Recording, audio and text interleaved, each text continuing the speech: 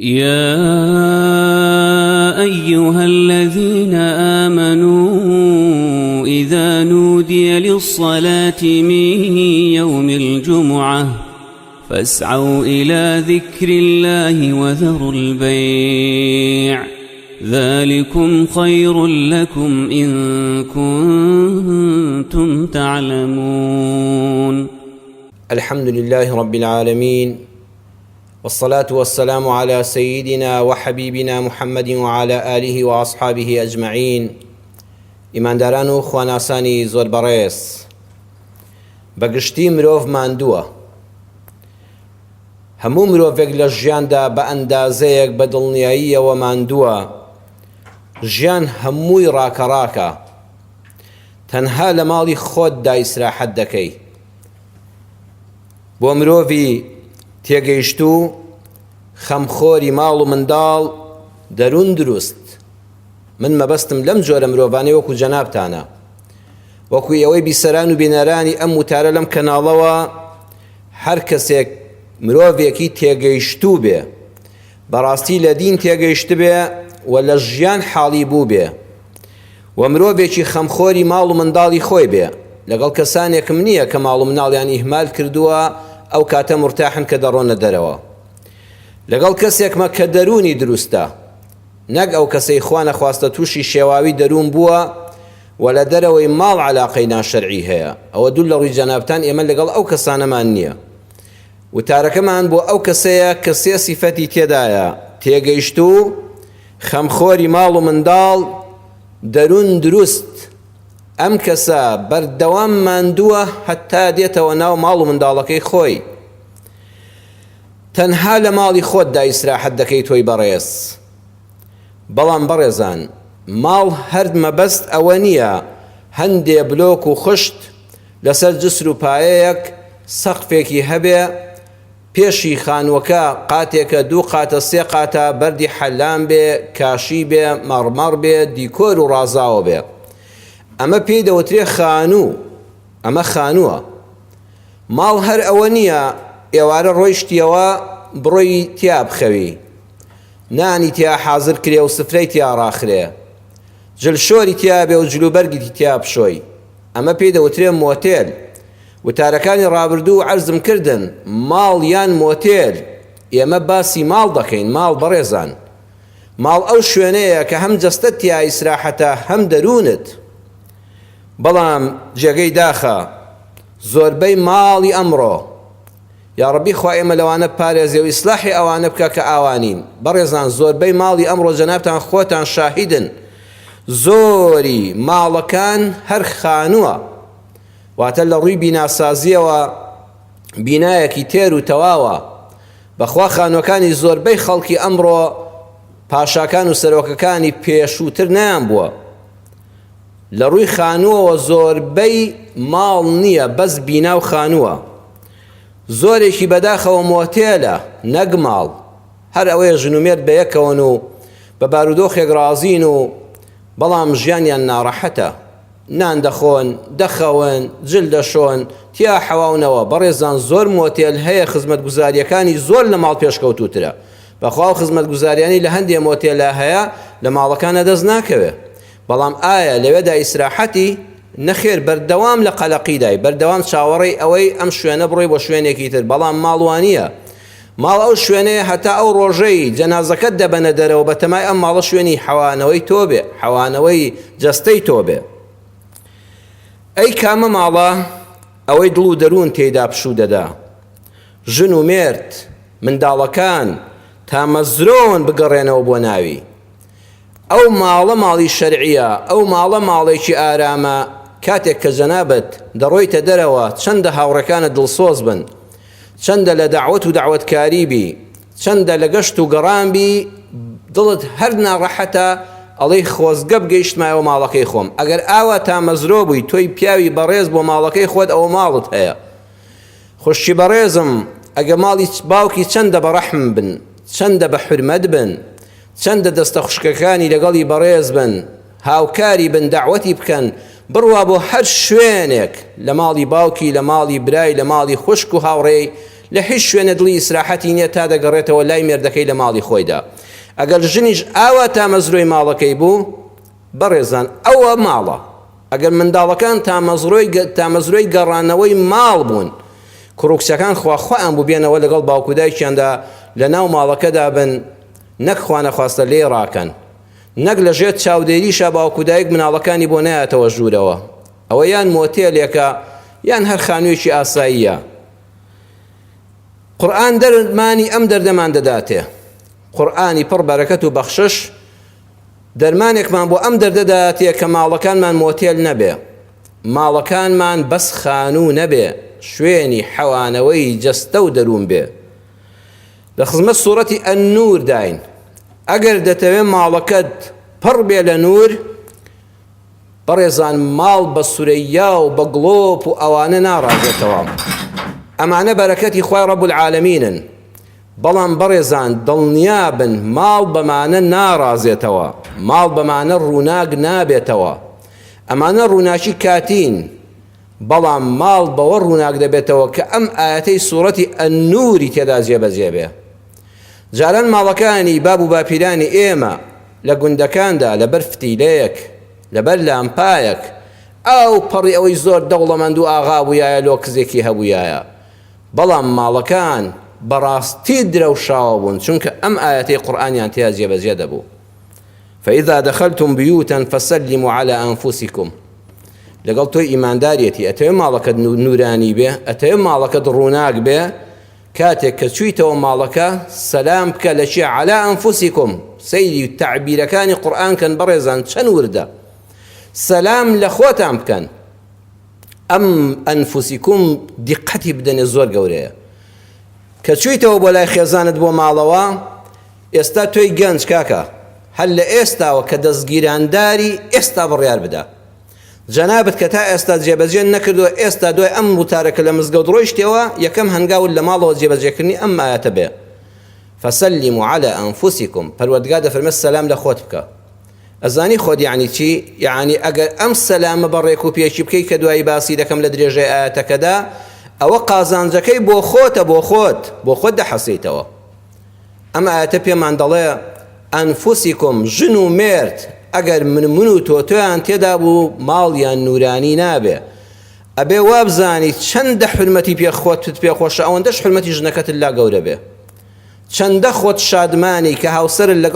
لەگەڵ تا ڕووی خۆش بێ، ئەوەندە تۆش بە شادمانیەوە بڕۆیتەوە بۆ لای. ئەوە خۆتی بڕیار دەدەی. چەندە سەلامەکەت گەرم و گوڕ بێ لە هاوسەرت، ئەوە بۆ خۆتت دەگەڕێتەوە، ئەویش ئاوا دەبێ بۆ تۆ. چەندە خۆشەویستیەکە بەهێز بێ. قورئان دەفەرمێ ئەبێ ژن و مێرد لە ماڵەوە ئەوەندە خۆشەویستیەکەیان بەهێز بێ، یعنی یەک کەس نوکراونە دوو کردەوە. کوردەواری ئەڵێ سێوێک نوکراونە دوو کردەوە، بەس ئەوەیە کە دوو لاشن، ئەینا ڕوح و ناخیان یەکە لە خۆشەویستیدا. ئەو ماڵە دڵنیا بن سەلامی تێدا بکرێ پڕ دەبێت لە بەرەکەت. بەڵام ئەم قورئانە ئەوەندە وردە ئێمەی ئومەتی محەممەدی صلی الله عليه وسلم بەڕێزان جیا کردەوە. هەر سوورەتی ئەننور درێژەی ئاەتی 61 دەفەرمێ چۆن سەلامێک تەحیەة من عند الله مبارەکەة طیبە. هەموو گەل و نەتەوەیەک سەلامی خۆی هەیە. هەندێک خەڵک لە وڵاتانی ئەوروپیدا، لە وڵاتانی تردا سەلامەکەی ئەوەیە لە هاوسەری بێ، لە خەڵک بێ های هەیە دەستێک ئاوا لێ دەکا، هەیە تۆزە سەرنەوی دەکا، هەیە کوڵاوەکەی دادەنێ، هەیە تۆزە خۆی دەچەمێنێتەوە. هەر کەسە لە میلەتانی دنیادا بە دڵنیاییەوە جۆرێک سڵاوکردنیان هەیە. پەروەردگار دەفەرمێت دیقەتی ئەم ئاەتە بدە، ئەو سەلامەی کە من باسی دەکەم و دەبێتە مایەی ماڵێکی ئارام بۆ تۆ، دەرمانی دەردەکانت دەکا، ئەبێ ئەم سێ سیفەتەی تێدا بێ. سێ دەرسمان لەم ئاەتە دەداتێ. یەکەم دەفەرمێ من عند الله. ئەو سەلامە بێ کە لەلایەن خواوە هاتووە، سەلامی موسڵمانان، سەلامی ئیسلامی. ئیسلام بۆ هەموو شتێک شتی خۆی هەیە. خەڵکانی تر کەیفی خۆیانە. ئەگەر دەتەوێ خوای پەروەردگار ماڵەکەت نورانی کا و بەرەکەتت بەسەرا بڕێژێ و لە کێشە و گرفت ڕزگارت کا، با سەلامەکەت ئەزیزی خۆم من عند الله بێ، لە ئیسلامەوە وەریگرا. سەلامی ئیسلامی ەزانی چۆنە؟ مەچۆ بەژنەکەتڵێ چۆنی چۆنن، ئەوە نابرام، های هەلو نە، السلام عليكم ورحمة الله. ئەمە سەلامی ئیسلامیە. السلام عليكم ورحمة الله. ئەمجا بڵێ هاوسەرە بەڕێزەکەم چۆنی ئەحواڵت شکر باشی ئەو شێوەی کە پەروەردگای دایناوە ئاوا سەلامەکەت بکە لەبیرتان نەچێ السلام عليكم ورحمة الله دووەمیان مبارەکەتەن پەروەردگار دەفەرمێ ئەم سەلامە کەوتت السلام عليكم ورحمة الله یەقینت هەبێ مبارەکەتەن بەڕاستی بەرەکەتی خوا لەو کاتەیە بەسەر ئەو ماڵەیە بەسەر ئەو ژن و پیاوەیە دەڕژێ بەسەر ئەم ژن و مێردەیە دەڕژێ ئەبێتە مایەی بەرەکەتی ئەو ماڵە بۆ چونکە ماڵی پڕ لە تەبا و خۆشەویستی بەرەکەت و ڕزق و ڕۆزی تێدایە جەنابتان هەمووتان ئەو پەندەتان باش لەبیرە دڵنیام هەموو لەبەرتانە کە دەڵێ کوردەکانی ئێمە پێشینانمان فەرمویانە کاسەی پڕ چییە؟ کاسەی پڕ ئاشتی ماڵە ئەمە هەموو کوردێک دەیزانێ هەر لە مناڵیەوە فێریان کردوین کاسەی پڕ ئاشتی ماڵە بەڵام وەڵاهی لەو سەری شەو بیخوێنەوە عەزیزم دیقەتی بدە دوایی ئەم وتارە گوێ لێ بگرەوە وە لە ماڵەوە بینووسەوە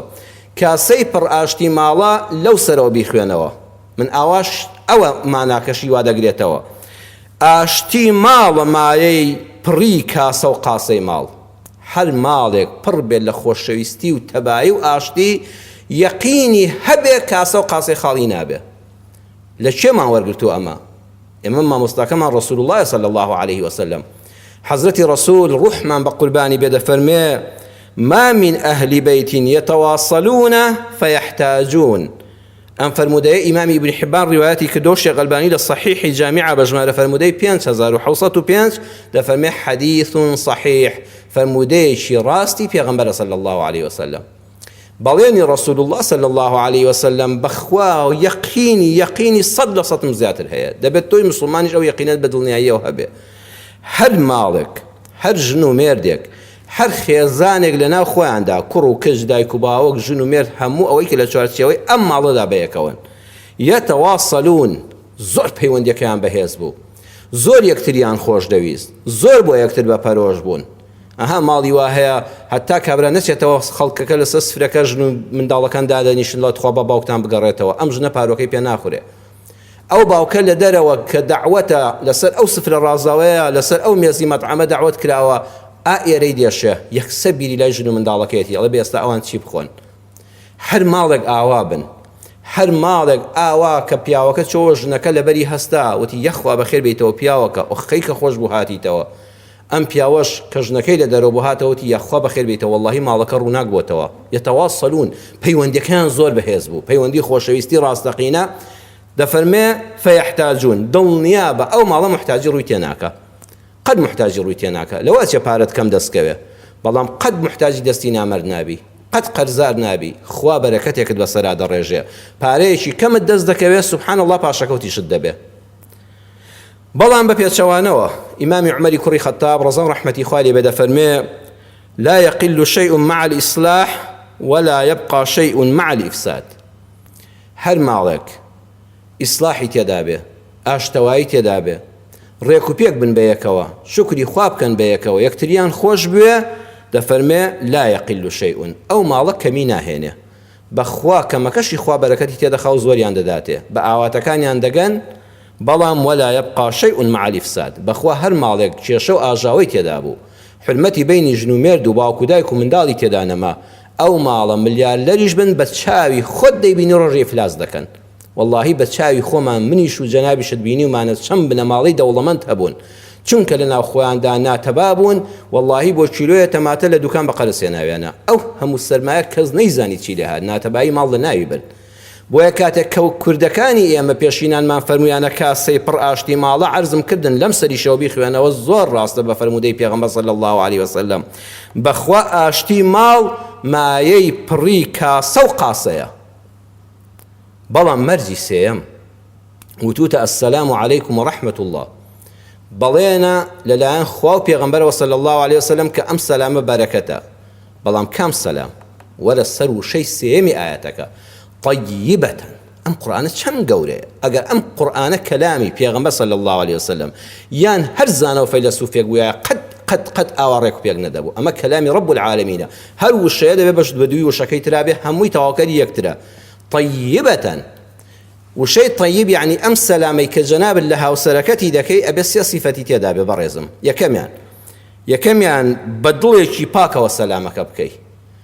ئێرەت پڕ لە خۆشەویستی و پاشی بە بەرامبەر بە هاوسەرت کە سەلامی لێ دەکەی. دووەمیان زمان و تۆنی دەنگت نەرم و شیرین بێ لە کاتی سەلامەکەدا. وڵاستی وا سەلام دەکا ئەوەندە بەڕەقی دڵی بەردت پێشێشە خۆتویتی ئەسەلام عەلەیکوم وەڕەحمەت الله، تۆنی دەنگت نزم کە، شیرینی کە، هەر هیوا هەیە کە سەلامت لێ دەکا حەز بە گوێگرتنی دەکەی، دەبێت لەگەڵ هاوسەر تاکە چوویتەوە ماڵەوە ئاوا سەلام بکەی. سێمیان ڕوود خۆش و زەردەخەنەیەک بێنە سەر لێوەکانت، بە ڕووی خۆش و زەردەخەنەوە سەلامەکە بکە. ئەمە سێم مەرج، نەک لە ژێر لێەوە بۆڵەیەکت بێ و فەقیرە و ژنەش نەیزانی وەرە وتوتە چییە، ئەمە سەلام بوو ئەو جوێن بوو ئەمە بۆڵە بوو چی بوو، نە ئاوا بەڕێک و پێکی کە عەرزم کردن. بەم سێ مەرجە پیاوەکە چۆ ماڵەوە سەلامی کرد. ئەبێ ژنەکەش خانمیش خوشکی بەڕێزم بەڕاستی تۆش ئەرکرد لەسەر شانە، تۆش ئەبێ بە جوانتر لە مێردەکەت جوابی سەلامەکەی بدەیتەوە. قورئان دەفەرمێ لە سوورەتی ئەنیساء ئاەتی 86 إذا حييتم بتحية فحيوا بأحسن منها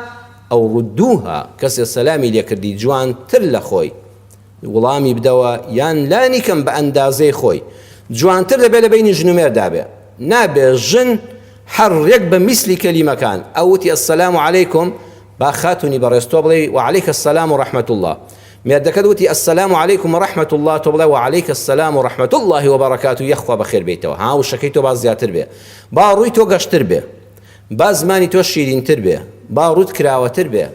تۆ ئامێزیشی بۆ بگرەوە، با جوابی سەلامەکەی. ئەم خاتونەش زۆر گرنگە، بەخوا پیاوانێکن دەڵێ بەخوا دەچمەوە ماڵەوە ڕێک و پێک سەلامەکە دەکەم خاتون جواب ناداتەوە، ئیتر هەیە تەرکی سەلامی کرد وە ڕز بوو، ئەرکی تۆی خوشکی بەڕێزیشم زۆر گەورەیە لە ماڵەوە، تۆش بخێرەکە تەواوکە با بەرەکەتەکە بەسەر هەردووکتاندا بڕژێ.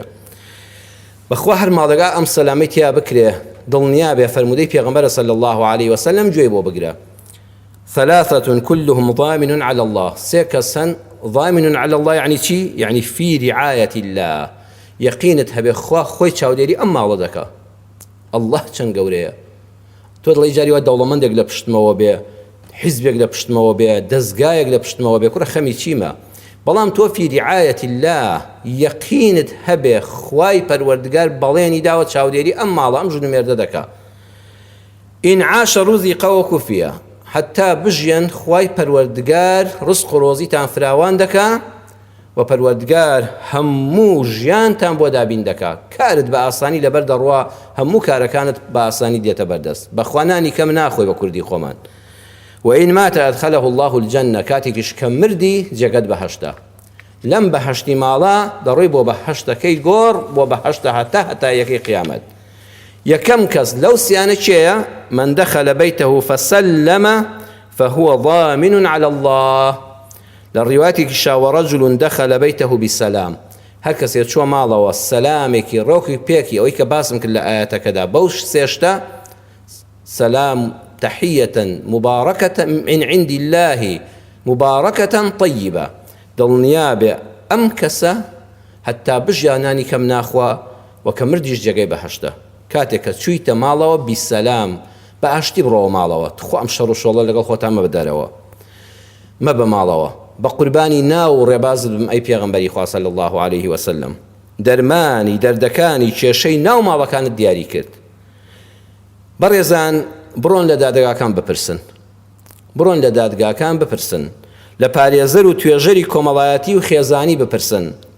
کاکە لە خۆت بپرسە لە ژیانی خێزانی دەبزانە چەند جارە دوا لێ هاتووە. زۆربەی هەرە زۆری کێشە و گرفتی ژن و مێرد کە دواتر گەورە بووە و گەیشتۆتە سەر ئەوەی ژنەکە ماڵی بەجێ هێشتووە و دواتر پەنا بەخوا گەیشتۆتە دادگا و لیژنەی فتوا و تەلاق و جیابوونەوەی یەکجاری هەڵوەشانی خێزان، واللهی زۆربەی لەسەر ئەوەیە، ئەوە ئاماری دادگا وەریگرە، زۆربەی لەسەر ئەوە بۆ پیاوەکە کە بەیانی لەسەر کێشە و دەمەبۆڵە لە ماڵ چۆتە دەرەوە، لەسەر ناخواردنی بەیانی هەر بەیانی زوو شەیطان چۆتە نێوانی ئەم ژن و مێردەوە دەمەبۆڵەیەکی ئاسایی بچووک ڕوویداوە، کابرا بە عاجزی چایەکە و نانەکەی بەجێ هێشتە و ڕۆیشتۆتە دەرەوە بۆ سەر ئیشی خۆی، جا هەیە نیوەڕوان دەگەڕێتەوە، هەیە ئیش و کارەکەی وایە لەشی هەموو لایەک ساغ بێ هەتانە ئێوارە دەگەڕێتەوە، کە کابرا چۆتە دەرەوە بە تووڕەیی ئەم ژنە ژنێکی دڵپاک بووە، ژنەکە وتوێتی وەڵڵا ئێستا پیاوەکە لە بیری چۆتەوە و خۆشتەکە وانە بوو شەیتان بە نەفرەت بی چۆن هاتێ نێوانمانەوە بە خۆیدا چۆتەوە، با بچم نان و چێشتێکی باش حازر کەم، ژنە وەکو ڕۆژان ماڵی خاوێن کردوتەوە، خواردنی حازر کردووە، ئێوارە یان نیوەڕۆ کاتی دیاریکراوی مێردەکەی ئێزانەکەی دەگەڕێتەوە خۆی گۆڕیەوە بە ڕوویەکی خۆشەوە چەند دڵی خۆش بۆ ئێستا پیاوەکە دێتەوە ئەویش لەبیری چۆتەوە و سەلام و کەلامێک و قسەیەکی خۆش لە بینماندا و هیچ نامێنێ نانەکە بە یەکەوە دەخۆین و بە یەکەوە دەخەوین ئەم ژنە بەم دڵە سافەوە چاوەڕێیە بەڵام پیاوەکە کە دێتەوە ماڵەوە ڕقی بەیانی هەل لە دڵا ماوە ئەم دەمە بۆڵە بچکۆلەی بەیانی هەل لە دڵ یا گەورەی کردو و ئەستوری کردو و شەیطانیش زیاتر هانیەدا وەک مەنجەڵێکی بوخاری بێنەفەس خەریکە دەتەقێتەوە کاتێک کە دێتەوە نە سەلام دەکا نە کەلام دەکا ڕوو لە ژنەکەی وەردەسەرخێنێ و دەڕواتە ژووری خۆی و مۆبایلەکەی بەدەستەوە دەگرێ و کۆنتڕۆلی تەلەڤیزۆن وەکو ئەم ژنە داروبەر بێ ئەم ژنە کە ئەمە دەبینێ خوایە گیان من چەند بەدڵێکی پاکەوە خۆم ئامادە کرد خواردنم دروست کرد ماڵم پاک کرد هەموو ڕێز و حرمەتێکم بۆ ئەم پیاوە دەربڕی کەچی ئەو ئاوایە لەگەڵما وەڵڵا ژنایەک سەر تووڕە دەبێ و ئیتر لەم بەینەیە ئاژاوی خێزانی گەورە دەبێ بەخوا زۆربەی جاکە گەیشتوتە تەلاق لەسەر ئەمە بووە بەس ئەم پیاوە کە هاتەوە یەک سەلامێکی بکردایە کە ئەوەی خوای گەورە فەرمووی بە ڕوویەکی خۆش و بە زمانێکی شیرین و بەرلێوێکی دەم بەخەندەوە بیکتە ژنەکە ئەسەلام عەلەیکوم وەڕەحمەت الله ئەمیش بە جوانی جوابی دایەوە نانەکەیان بە یەکەوە دەخوارد بەخوا ئێستا ئەم ماڵە تێک نەدەچوو نەدەگەیشتنە دادگا و تەلاق یانی بە پێچەوانەشەوە ڕاستە ئەزیزی خۆم جاری وایە پیاوەکە بەدڵێکی پاکەوە گەڕاوەتەوە ئەوەی بەیانی هەل لە یاد کردووە کاتێک کە دەگەڕێتەوە لەوەسێ شیرینەیەک میوەیەک ئەوەی خوا بە نسیبی کردبێ بە ڕوویەکی خۆشەوە هێناوێتەوە بەڵام خاتون لە ماڵەوە دڵی پڕە لەقین ئەم شەڕی بەیانی هەل لەبیرە کاتێک کە پیاوەکە دێتەوە سەلام دەکا یان بۆڵەیەک یان شتێک هەد مەدخەلەکەی لێ دەکاتەوە پشتی تێدەکا و ڕووی گرژە ئەم پیاوە ئاگر دەگرێ ئەم ژنە یعنی ئەمە دەمە بۆڵەی بەیانی ئەمەی دەویست یعنی ئەم هەموو ڕۆخۆشەی من و ئەم زمانە شیرینەم و ئەم سەلام و کەلامە بای ئەوە نەبوو کە هیچمان لەبەی نانەمێنێ وەڵڵا پیاوەکەش کە لە ڕق گرم دەبێ لەوە چێ بەلاماری ژنەکەیدا قسەیەک لەم قسەیەک لەو تۆران ڕوودەدا تەلاق ڕوودەدا ماڵ کاول دەبێ چاو لێ بە قوربانت بم ئەی پێغەمبەری خوا صلی الله علیه وسلم فەرمووی ئەگەر ڕۆیشتێ ماڵەوە وەڕەجل دەخەلە بەیتەه بالسەلام دڵت پاکەوە بە ڕوویەکی خۆش و هەوەی ڕابردوو لە یاد کە و ئاشتەوایی بخەی نێوانتانەوە بڕواتان هەبێ هیچ لە گۆڕێ نامێنێ چەند خۆشە ئاوا ڕەفتار بە فەرمودەکانی پێغەمبەر بکەین صلی الله علیه وسلم ماڵێکی ئارامت دەوێ ئەمە جێبەجێکە لۆمە و سەرزەنشت مەکە ئێمە ژن و مێردەکان با بچینە خزمەت قورئان پەروەردگار دەفەرمێ لە سوورەتی ئەلبەقەرە ئاەتی 187 هن لیباس لەکم وأنتم لیباس لەهن بەڕێزان کە من باسی ئەمەد بۆ دەکەم و ئەمەزانە هیچ ماڵێک کێشە و گرفتی تێدا ڕوونادا بەخوا شەڕ و شۆڵی بینی ژن و مێرد ئەم وردە دەمە بۆڵانە وەکو خوێ چێشت وایە هیچ چێشتێک نییە بەبێ خوێ بخورێ بەخوا ماڵیش دەمە بۆڵە جاری وایە خۆشەویستی نوێ دەکاتەوە وەکو خوێیەکە تام دەدا بە ژیان شەڕی ئاشتی دوای شەڕ چییە زۆر خۆشە بەڵام خوای پەروەردگار دەفەرمێت دیقەت بدە تۆ جلوبەرگی بۆ هاوسەرەکەت ژنەکەشت جلوبەرگە بۆ تۆ ئەلێ بەڕێزان جلوبەرگێک کە بەردەوام لەبەر تایە بەیانی تا ئێوارە پێی دەچێت سەر ئیش خاتون پێی دەچێتە دائیرە ماڵی پێوە خاوێن دەکاتەوە تۆ بڵێ هیچ گرد و پیسێکی بەرنەکەوێ بەرە وەڵڵا ئەرە کەستان بینیوە لەو ڕۆژەی قاتەکەی لە خەیات وەرگرتوێتەوە هەتا دەمرێشتنینەوە نا وەڵڵا ئەبێ هەفتەی جارێک بەلانی کەم دوو جار بیشۆی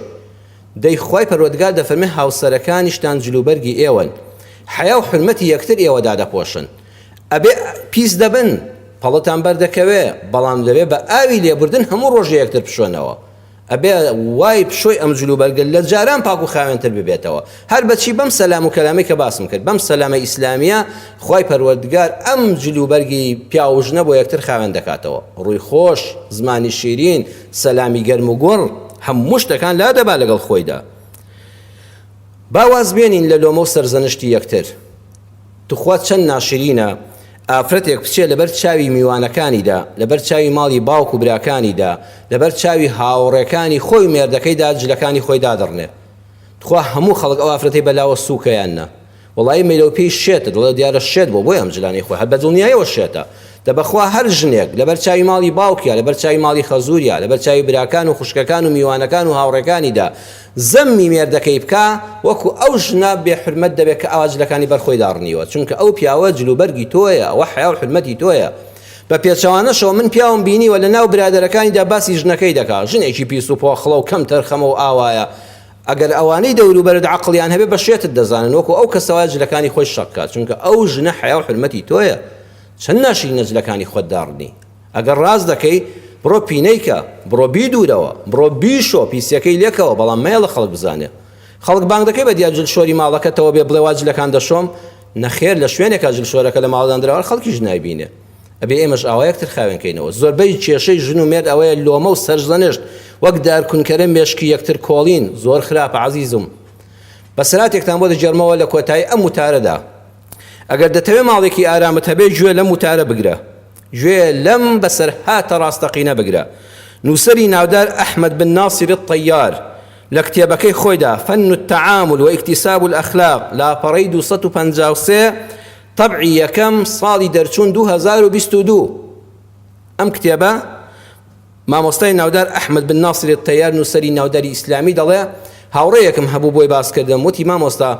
25 ساڵی ڕێکە من لەگەڵ هاوسەرەکەمە هاوژینی یەکترین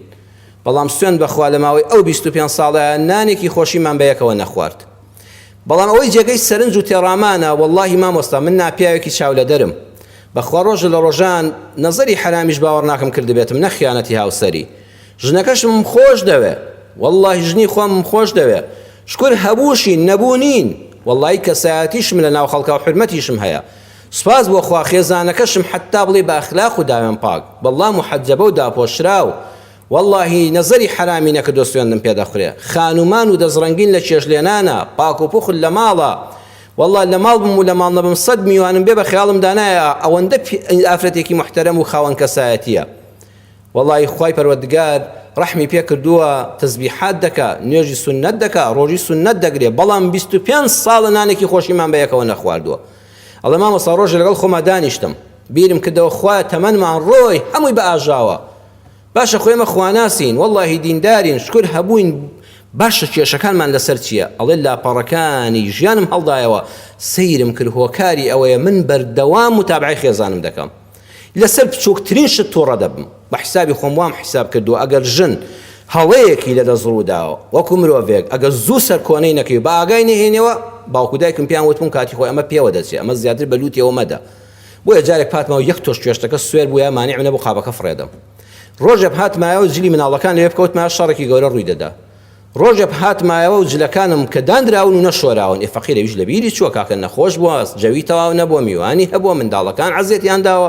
ئەڵێ من عزرم قبوڵ نەبوو یەکسەر دەم کرد بە بۆڵە ئەویش ناچار دەبوو جوابی دەدامەوە شەڕ و ئاژاوەکەم هەفتەیەک نەدەبڕایەوە شتێشکەی نابەجێم دەبینی کە بە حیسابی من نابەجێ و گەورەم دەکرد هەلۆمە و سەرزەنشت ژنەکەشم بەدەم مادەهاتەوە ژیانمان کۆتایی پێهات بڕیارمدا خۆم بگۆڕم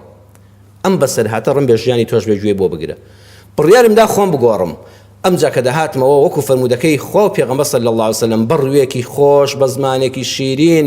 بە دەست و دیاریەوە سەلامم لە هاوسەرم دەکرد خوا هەڵناگرێ ئەوش جوانتر لە من جوابی دەدایەوە والله ئەو شتانەی کە جاران دەمبینین والله هیچم نەدەکرد جار هەبوو خواردنەکە زۆر سوێر بوو لە دەستی دەرچوو بوو والله بە ئاوە دەم خوارد نەمدەگوت سوێرە سوێن بەخوا خێزانم عوزری دەنایە وت پیاوەکەت خۆگەرنم ئازاکە بەو خوا بمبورە لە دەستم دەرچوو دوو جار خوێم تێکرد وتم یەکەم جار بێخوێ دوایی دەستم دەرچوو سوێر بوو سێنم کرا و عزرم بۆ دێنێتەوە ئەو جلانی کە جاران شەڕ یەک هەفتەمان لەسەری بۆ جلە بۆ نەشۆراوە ئەوە لەوێت تۆ ژنی بزانە سەری ژنی خەڵکە بۆ مێردەکەی چۆنە ئەو داوای لێبوورنی لێ دەکردم پیاوەکەت خوا ببوورە واللهی دەرفەتم نەبوو یان تۆزە سرم دێشایە یان تۆزە ڕاکشام و کە هەستم ئێوارە بوو یعنی ئەو عزری بۆ دێنامەوە ژیانمان پڕ بوو لە بەرەکەت ئەو لاپەڕانەی پێشوو ڕۆیشتن سەیرم کرد ئەم ژنە هیچ نوقسانێکی نەبووە ئەوە منم کە بەسەر کۆنەکردن ئەم ژنە موالێ کرد بەخوا بە پێچەوانەشی ڕاستە بەخوا پیاوی وهەیە زۆر بەڕێز و بە حرمەتە بەڵام خوشکی بەڕێزم مێردەکەشت مرۆڤ وەکو تۆ ئەم پیاوە بڵێن پیاوەکە شتێک بێنەوە لە بازاڕ ئەی خوا نەکا لە بیری بچێ ئەمە هەفتەیەکە نابڕێتەوە ئەوە تۆ مێشکل لەکوێیە ئەوە تۆ خەریکی چی ئیتر لەم کاتانەدا ئاژاوە دروست دەبێ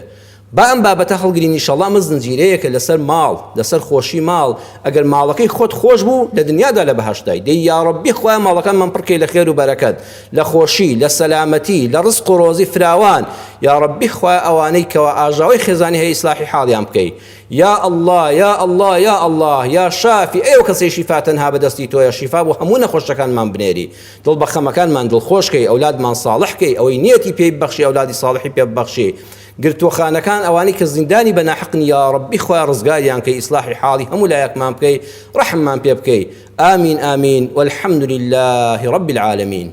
يا أيها الذين آمنوا إذا نودي للصلاة من يوم الجمعة